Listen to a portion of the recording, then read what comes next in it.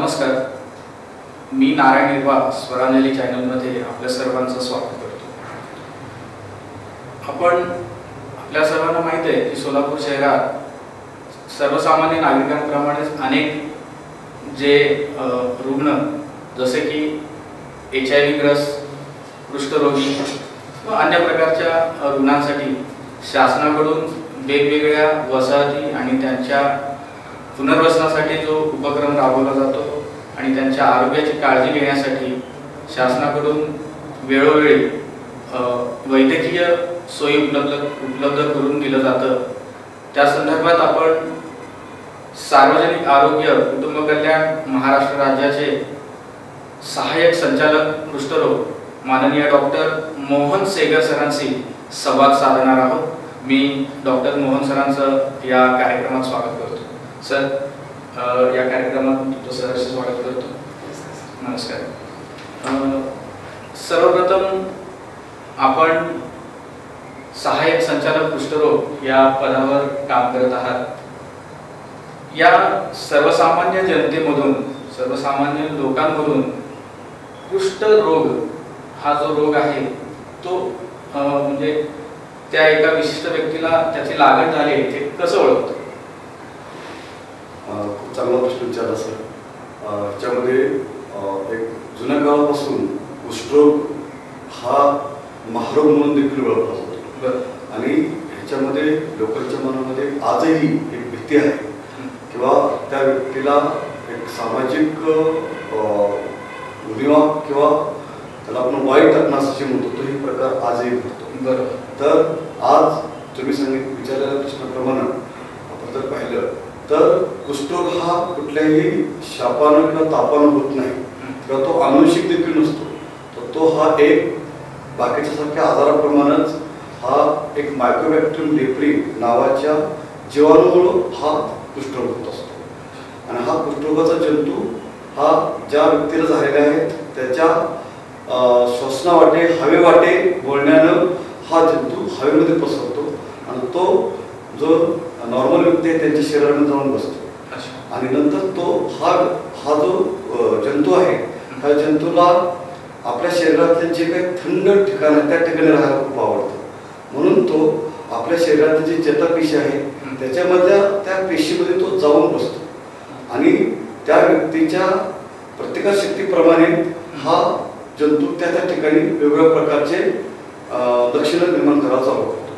तर मुख्यत्वे हा जो जंतू आहे हा मुख्यतः आपल्या शरीरावर, चेहऱ्यावर, पाठीमागे, पायावर कुठेही एक चट्टा निर्माण करतो की जो चट्टा बधीर चट्टा असतो. त्याला कुठल्याही प्रकारची संवेदना नसते.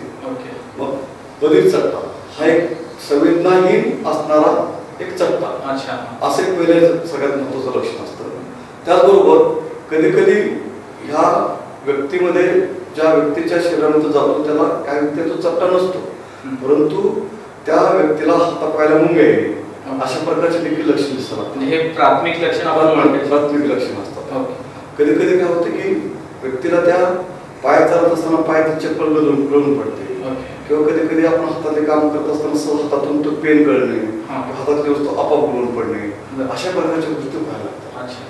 कधी कधी ते हाताची आणि पायाची पूर्ण संवेदना निघून जाते.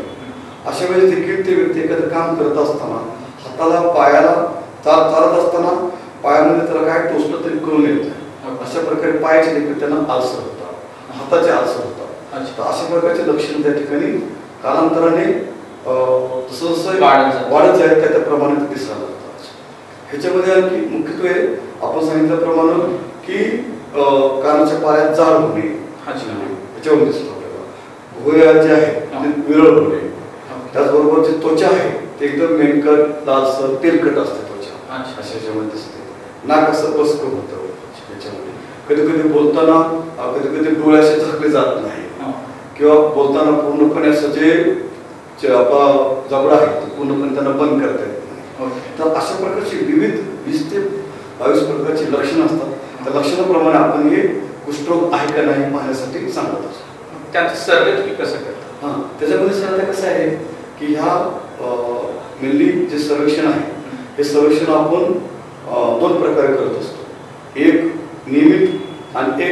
मोहीम मोडमध्ये, म्हणजे एक मोहीम असते. आता सध्या आपल्या ह्याच्यामध्येच 20 नोव्हेंबर ते 6 डिसेंबर आणि साधारणतः ह्या दरम्यान आपण एक मोहीम आपल्या सोलापूर जिल्ह्यामध्ये राबवलेली आहे. तर ह्याच्यामध्ये आपण काय करतो की ग्रामीण भागामध्ये पूर्ण 100% लोकसंख्या आणि शहरी भागातील 30% लोकसंख्या अशी लोकसंख्या निवडतो आणि त्याप्रमाणे आपण घरोघरी जाणाऱ्या ज्या काही शोध पथक आहेत त्याच्यामध्ये अशा कार्यकर्ते अशी एक स्त्री स्वयंसेवक म्हणून घेतो आणि त्याच्याबरोबर एक पुरुष स्वयंसेवक घेतो. तर दोघंही हे घरोघरी जाऊन त्या घरामधल्या व्यक्तींना प्रत्यक्षपणे की हे कुष्ठरोगाच्या बाबतीचे लक्षण आहेत का ते विचारतात आणि प्रत्यक्षपणे ते पाहतात. म्हणजे पुरुष स्वयंसेवक जो आहे तो पुरुषाची तपासणी करतो, स्त्री स्वयंसेवक अशा आहे ते स्त्रीची महिलांची तपासणी करत असते. आणि त्याच्यामध्ये कोण येते की बाबा तो चट्टा आहे का, मुग येतात का, पाट्या. कधी कधी काय होते की आपल्याला पाठीमागच्या बाजूला चट्टे असतात असे ते कोण येते. कधी कधी ते बघणारी व्यक्तीच आपल्याला ते सांगत असते की पाठीमागे असे चट्टे वगैरे आहेत असे. सर आता तुम्ही म्हणाल्याप्रमाणे त्यांचा सर्वे तुम्ही तुमच्या माध्यमातून करत असता, पण प्राथमिक लक्षणं दिसल्यावर त्यांच्यावर कशा पद्धतीनं तुम्ही उपचार चालू करता? अरे सर, आता काय होतं की जसं आपण जसे शोध पथकं शोधतात, यस, तुम्हाला सांगितल्याप्रमाणे की ही एक मोहीम पद्धतीने झाली. नियमित पद्धतीने देखील आपल्या आशा कार्यकर्ते आणि आपल्या आरोग्य कर्मचारी भागामध्ये जाऊन अशा प्रकारची नियमितपणे तपासणी करत असतात आणि ते मग वैद्यकीय अधिकाऱ्यापर्यंत आणतात आणि वैद्यकीय अधिकारी प्रत्यक्षपणे तो चट्टा किंवा येणारा हातापाय येणारा मुंग्या त्याची व्यवस्थित तपासणी करून तो त्याचं निदान करत असतो आणि त्यानंतर त्याचं निदान एकदा निश्चित झाल्यानंतर मग आपण त्याला ट्रीटमेंटकडे जात असतो. तर ह्याच्या उपचारामध्ये ह्याच्याबद्दल मला अगोदर सांगायची महत्त्वाची गोष्ट अशी आहे की जसं बाकीच्या आजारामध्ये आपण लॅब इन्व्हेस्टिगेशन करत असतो, प्रयोगशाळाचा तपासण्या करत असतो, परंतु ह्याच्यामध्ये कसं आहे पूर्ण जे निदान आहे ते पूर्णपणे आपण म्हणजे ग्रामीण भागामध्ये किंवा आपण शहरी भागामध्ये ज्या प्रकारचे पेशंट तपासतो तर आपण प्रत्यक्ष जे आपण ऑब्झर्वेशन करतो जे निरीक्षण करतो त्या निरीक्षणावरच ह्याचं निदान ठरलेलं असतं. ज्या ठिकाणी अडचणी त्या ठिकाणी आपण त्या ठिकाणी कामाचे पाळे असतात किंवा ज्या ज्या ठिकाणी खूप असे मोठे असे गाठी आलेले असतील त्या ठिकाणचं आपण तपासणी करण्यासाठी पाठवत असतो. म्हणजे अत्याधुनिक यंत्र वगैरे जे मशिनरी त्या माध्यमातून, परंतु बहुतांशी जास्त जो त्याचं निदान आहे ते निदान हे निरीक्षणाला होत आहे. अच्छा. आणि ह्याचं जे उपचार आहेत सर हे जे उपचार 2 प्रकारचे आहेत. एक 6 महिन्याचा आहे, एक 12 महिन्याचा आहे. 6 महिन्याचं ज्याला आपण MDT म्हणतो, मल्टी ड्रग थेरपी असं तर आपण म्हणतो.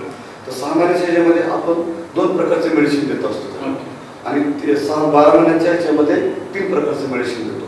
तर हे देत असताना देखील आपण त्याला असंसर्गिक आणि सांसर्गिक असे 2 प्रकार काढत असतो. असंसर्गिक मध्ये 6 महिन्याची ट्रीटमेंट देतो. असंसर्गिक म्हणजे कसं असतं की 5 पेक्षा कमी चट्टे असणारे रुग्ण किंवा एकच चट्टापेशी बाधित झालेले रुग्ण आणि जे आपण सांसर्गिक म्हणतो सांसर्गिक त्याच्यामध्ये 5 पेक्षा जास्त चट्टे असणारे रुग्ण आणि 1 पेक्षा जास्त चट्टापेशी बाधित झालेले रुग्ण. तर अशा प्रकारे आपण त्यांना असंसर्गिकला 6 महिन्याची आणि सांसर्गिकला 12 महिन्याची आपण ट्रीटमेंट देत असतो आणि हे उपचार पूर्णतः मोफत आहेत. आपल्याला राज्य सरकारकडून सगळं मोफत मिळतं. सर जेव्हा एखादा तुम्हाला म्हणजे ॲक्टिव्ह म्हणजे प्राथमिक पेशंट आढळला आणि त्याला तुमच्या ज्या म्हणजे आरोग्यातल्या संदर्भातले जे उपचार आहेत ते वेळीच आणि त्या पिरियडमध्ये मिळाला तर तो आजार बरा होऊ शकतो. येस. ह्याच्यामध्ये कसं आहे आता तो जो बधीर चट्टा आहे त्याची बधीरता लगेच कमी होत नाही. पण कमीत कमी काय होईल की तो जर लवकर शोधला तर पुढची होणारी जी गुंतागुंत आहे जसं की हातापायाचे कुठं वाकड होणे, हातापायाला जखमा होणे अशा प्रकारची पुढची गुंतागुंत होत नाही. म्हणून आपला तोच भर आहे की लवकरात लवकर त्या रुग्णांना शोधणे, त्यांना 6 महिन्याची 12 महिन्याची ट्रीटमेंट घेणे आणि त्याच्या शरीराचं जे काही जंतूचं प्रमाण आहे कमी हे आपलं उद्दिष्ट आहे. सर या सगळ्या गोष्टी तुम्ही सर्वेतून पेशंट ॲक्टिव्ह पेशंट वगैरे म्हणजे शोधता त्यानंतर त्यांना हॉस्पिटलमध्ये ॲडमिट करण्याची वगैरे अशी जे प्रकार आहे ते शासनाकडून कशा पद्धतीने राबवतात? आता ॲक्च्युली हे जे आपण लेप्रा रिॲक्शन म्हणून प्रकार आहे, रिॲक्शन सध्याच्या काळामध्ये आपण लेप्रोसी जे पेशंट्स आहेत त्याचे लेप्रा रिॲक्शन ही आपण सगळ्या जनरल हॉस्पिटलमध्ये देखील करत असतो. म्हणजे जे आपले डिस्ट्रिक्ट हॉस्पिटल आहे, आपले मोठमोठे गव्हर्नमेंटचे हॉस्पिटल्स आहेत, सगळे सरकारी हॉस्पिटल्समध्ये आपण ते त्याचा उपचार करत असतो सर. पण आता ही लेप्रोसी हॉस्पिटल जी कन्सेप्ट आहे ती एक जुनी कन्सेप्ट आहे. त्या काळामध्ये जे काही विकृत झालेले रुग्ण आहेत त्या रुग्णांना एकत्रित करून त्यांच्यावर एक सगळ्यात चांगल्या पद्धतीनं एक प्रभावीपणे उपचार करण्यात यावा म्हणून त्या रुग्णाला आपण त्या ठिकाणी ठेवत होतो. त्याला आपण लेप्रोसी हॉस्पिटल एक कन्सेप्ट दिलेला आहे किंवा एक संज्ञा दिलेला आहे, ज्याच्यातून आपण त्याच्यामध्ये सगळ्याच प्रकारचं केअर घेण्याचा विचार करत असतो. पण सध्याच्या काळामध्ये आपण अगदी वेगवेगळ्या पद्धतीनं त्या पेशंटला उपचारावर आणून जास्तीत जास्त कमीत कमी विकृती असणारे पेशंट कसे निघतील आणि जे विकृती असेल त्यांना देखील आपण ऑपरेशन्स करून सर्जरी करून त्यांना कसं प्रभावात आणता येईल ह्याच्याकडे आपण भर देत असतो. सर, शासनाकडून अशा रुग्णांना काय काय मदत मिळते? सर, आता ह्याच्यामध्ये शासनाकडून खूप चांगल्या सवलती आपल्याला ह्याच्यामध्ये मिळत आहे. मुख्यत्वे सध्या मुख्यत्वे उपचार जे टोटल फ्रीमध्ये आहे. त्याचबरोबर जे काही आपले लेप्रोसीचे विकृतीचे रुग्ण आहेत, विकृत आलेले रुग्ण आहेत, त्या रुग्णांसाठी प्रमाणपत्राची पण सोय आहे. म्हणजे त्यांना जे दिव्यांग प्रमाणपत्र असतात ते प्रमाणपत्र पण मिळतं. त्याचबरोबर त्याच्यावर आधारित संजय गांधी निराधार योजना पण त्यांना त्यातून देखील त्यांना लाभ मिळतो.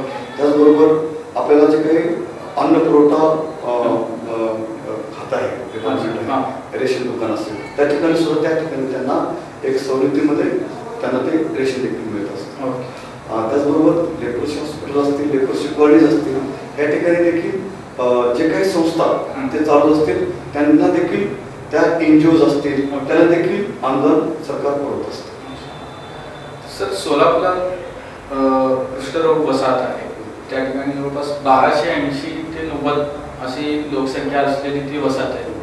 आणि तुम्ही जे लेप्रोसी हॉस्पिटलचं आता उल्लेख केला त्या ठिकाणी 91 पेशंट ॲक्टिव्ह पेशंट आहेत. या सगळ्या गोष्टींमधून जो वसाहत आहे तो वसाहत पूर्वी म्हणजे जेव्हा सुरुवातीला जसं बांधलं होतं ते तसंच आहे. त्या ठिकाणी कसल्याही पायाभूत सुविधा अजून उपलब्ध झालेल्या नाही. त्या संदर्भात तुमचं म्हणणं आहे? तसं आता या बाबतीत देखील आपण त्या ठिकाणी त्या वसाहतीला आपण भेटी देत असतो, प्रत्यक्षपणे पाहत असतो. तर हे आपलं महानगरपालिका प्रशासनाशी देखील या बाबतीत मी एक चर्चा केलेली आहे आणि त्यासाठी तिथल्या सुधारणा मिळवण्यासाठी ते प्रशासन सकारात्मक आहे. इव्हन आता आरोग्य अधिकारी महानगरपालिका यांच्याशी देखील मी या बाबतीमध्ये चर्चा केलेली आहे. तर ते वसाहतीमधलं जे काही बांधकाम असेल किंवा त्यांना जे काही नूतनीकरण आहे त्या बाबतीत देखील जिल्हा नियोजन आराखडा जी समिती आहे त्यांच्यामध्ये देखील त्यांचा ते पुढे प्रस्ताव त्यांनी दिलेला आहे. सर, आता एकंदरीत तुम्ही इतकं मोठ्या पद्धतीनं या ठिकाणी काम करत आहात तुमच्या या विभागात आणि अनेक वेळा तुम्ही त्या वसाहतीला सुद्धा भेट दिला असेल.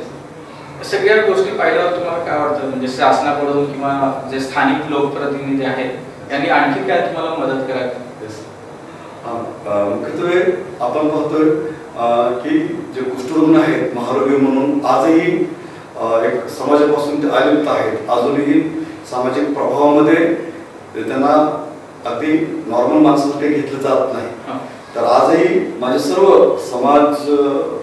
जे समाजसेवा संस्था आहेत, समाज एकदम चांगलं काम करणाऱ्या संस्था आहेत, या सगळ्यांना माझी विनंती आहे की आजही आपल्याला कुष्ठरुग्णाकडे एक विशेष लक्ष देण्याची गरज आहे. आजही ते कुष्ठरुग्ण हे त्यांचं उदरनिर्वाह बघण्यासाठी उपयोग करण्यासाठी देखील त्यांना धडपड करावी लागते. त्यावेळेस त्यांना ह्या सर्वांकडून माझं एक नम्र आव्हान राहील की सर्वांकडून त्या रुग्णासाठी एक आपण कॉर्पोरेट सोशल रिस्पॉन्सिबिलिटीमधून त्यांना न्यूट्रिशनल स्कीम्स चालू कराव्या असं मला वाटतं. त्यांना जे काही न्यूट्रिशन आहे ते एकदम योग्य प्रमाणात मिळावं असं आणखी सध्या आपण त्यांना देत आहोतच. आणखी चांगल्या पद्धतीनं आपण जिल्ह्यामध्ये देखील जे काही तळागाळात पेशंट्स आहेत त्यांच्यासाठी देखील काही एक स्वावलंबी योजना आपण राबवत आहोत. सध्या देखील आपण व्होकेशनल स्वरूपामध्ये त्यांचे कोर्सेस स्टार्ट केलेले आहेत. तर त्यांचा एक उपजीविका चांगल्या प्रकारे चालावी म्हणून आणखी आपण चांगल्या पद्धतीने सर्व गव्हर्नमेंट NGOज सर्व आपले माननीय लोकप्रतिनिधी असतील सगळ्यांकडून आपल्याला या ठिकाणी मदत मिळू शकते. म्हणजे तुम्हाला अपेक्षा आहे की त्यांनी मदत करावी. मिळू शकते. सर, जाता जाता सर्वसामान्य जे नागरिक आहेत, लोक आहेत, त्यांना तुम्ही काय सांगाल की या अशा रोगापासून कशा पद्धतीने आपल्याला बचाव करता येईल किंवा ते न होऊ नये म्हणून काय काळजी घ्यायला पाहिजे? खूप चांगला प्रश्न सरांनी विचारलेला आहे. मला सर्वांना एक नम्र विनंती आहे की कुष्ठरोग किंवा महारोगाविषयी अजिबात घाबरायचं कारण नाही. हा आजार पूर्णपणे बरा होणारा आजार आहे. अगदी 6 महिन्याची आणि 12 महिन्याची ट्रीटमेंट पूर्ण केल्याने आपण आजही असे अनेक रुग्ण आहेत की ते पूर्णपणे बरे झालेले आहेत. इव्हन काही ठिकाणी चेहऱ्यावरच येणारी विकृती सुद्धा त्या ठिकाणी कमी झालेली आहे. त्यामुळं हा आजार आता सध्या आपण आपल्या ह्या झालेल्या मोहिमेमध्ये जर पाहिलं तर आपल्याला जिल्ह्यामध्ये जवळजवळ 129 आणि अगोदरच्या सर्वेमध्ये 33 असे 162 रुग्ण आपल्याला ह्या 2 ते 2.5 महिन्यामध्ये मिळालेले आहे. ते प्राथमिक स्वरूपाचे आहे. परंतु त्यामुळं ज्या ज्या ठिकाणी रुग्ण आहेत सर्वांना विनंती राहील, सर्वांना विनंती अशी राहील की आपण आपल्या चेहऱ्यावर चट्टा, अंगावर चट्टा, हातापायाला मुंग्या येणे, हातापायातून एखाद्या वस्तू गळून पडणे, पायातून चप्पल गळून पडणे असे कुठल्याही प्रकारची लक्षणं असल्यास जवळच्या सरकारी दवाखान्यामध्ये त्वरित दाखवा. आणि हा आजार झाला म्हणून आता सर्व काही बाबा आपलं बरं लवकर होणार नाही अशा प्रकारचा कुठलाही गैरसमज मनामध्ये न घेता यासाठी पूर्णपणे उपचार मोफत आहे आणि यासाठी कुठल्याही प्रकारचं घाबरायचं कारण नाही असं आवाहन मी सर्वांना करतो. कारण उपचार पूर्णपणे बरे होण्यासारखे आपल्याकडे उपचार आहेत. आपण डॉक्टर मोहन सेगर सरांशी चर्चा केली की एकंदरीत सोलापुरात कुष्ठरुग्णांची संख्या किती आहे, त्यांच्यावर कशा पद्धतीने उपचार केलं जातं आणि शासनाकडून त्यांना कोणकोणत्या योजना मिळतात. आणि जाता जाता आपण त्या या सर्वसामान्य नागरिकांना अशा पद्धतीचं कसल्याही शंका मनामध्ये न येता आपण कशा पद्धतीनं सावध राहू शकतो हे सुद्धा सरांकडून जाणून घेतलो. सर, आपण आपल्या व्यस्त वेळेतून आम्हास आपलं बहुमूल्य असं वेळ दिला त्याबद्दल स्वरांजली परिवाराकडून मी आपला आभार व्यक्त करतो. धन्यवाद सर. धन्यवाद.